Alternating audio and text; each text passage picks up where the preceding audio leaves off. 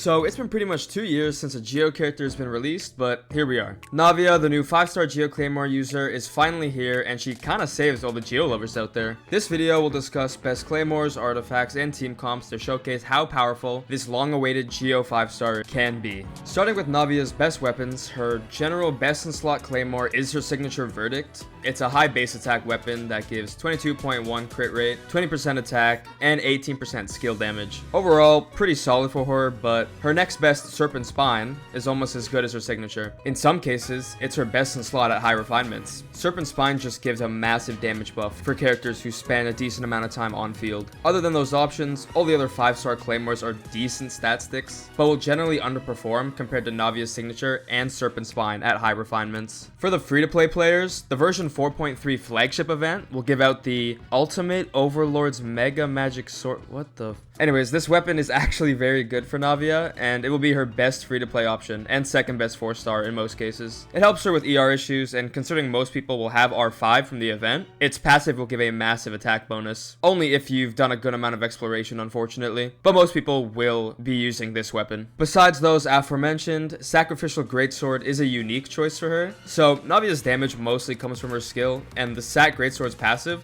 lets you skip the cooldown a lot of the time. It's a very strong option for her if you have at least R5 and if she needs energy. Otherwise, it's a little janky and not really the best, but in some cases it can perform really well. Then finally, if you literally have none of those weapons somehow, Tidal Shadow is okay. It's a craftable weapon, so you can get refinements easily. It just gives a lot of attack. Now onto Navia's best artifact sets and stats. So her best in slot artifacts are a little situational. Firstly, the new set, Nighttime Whispers in the Echoing Woods. What is with these names? This set will generally be her best in slot, as it gives a massive GEO damage bonus when you gain a shield from the Crystallize reaction. However, if you use Navia with an external damage percent buffer, like Farina, for example, and many of you will, because they're great together, then Navia will get way more value from the Mare Chaussee set. Use whatever works for you. Other than those options, her 2-piece combinations are pretty eh. Anything that gives attack percent, like Gladiators, Shiminawa, Echoes, or something that gives Geo damage, like Archaic Petra. You could also maybe use 2-piece Golden Troop for that 20% skill damage, but it's not the best. Only use 2-piece combinations as a temporary placeholder. The last usable artifact set can possibly be 4-piece Archaic Petra. It is decent if you're able to create the right elemental shard consistently. It is a little finicky, so use it if you really have nothing else. As for the main stats and substats, she wants attack percent on the Sands, Geo damage on the Goblet, and crit for the Circlet.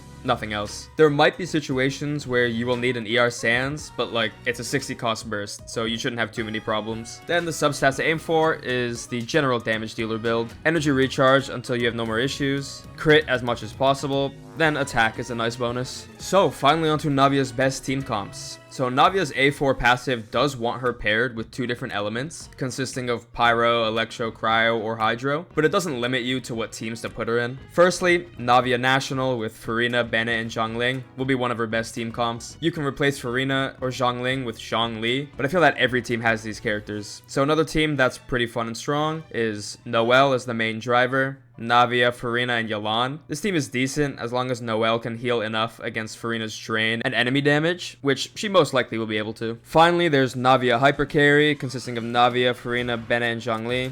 It's a decent team comp if you're looking to hyper carry her. Overall, she wants support buffers that are different elements from her. At this moment, she doesn't have too many options, but she can fit kinda okay into most team comps. Then there's her Constellations. So Navia's C1 decreases her energy requirements and burst cooldown by a bit, kinda useful. C2 gives her 36% crit rate, which is pretty strong. This is a good constellation to stop at if you decide to pull for her Constellations. C4 is a 20% Geo resistance shred. It's good if you're playing her without Zhongli, but with him it loses value as he's already shredding Geo resistance. Then C6 gives her max 135 crit damage and more consistent max skill damage regarding the crystal shrapnel charges. I mean, it's a C6. It's really strong. Okay, that's the end of the Navia quick guide. It really has been 2 years since the last Geo character was released. Pretty sure that was Yoon Jin back in January 2022. And she's actually pretty strong. They didn't throw Geo in the dirt again. Personally, I'm not a fan of Geo. Never pulled Ito. Don't use Noelle or Ningguang. Just feel like the element's kind of boring. So I wonder, how many of you actually use Geo characters, and is Geo back?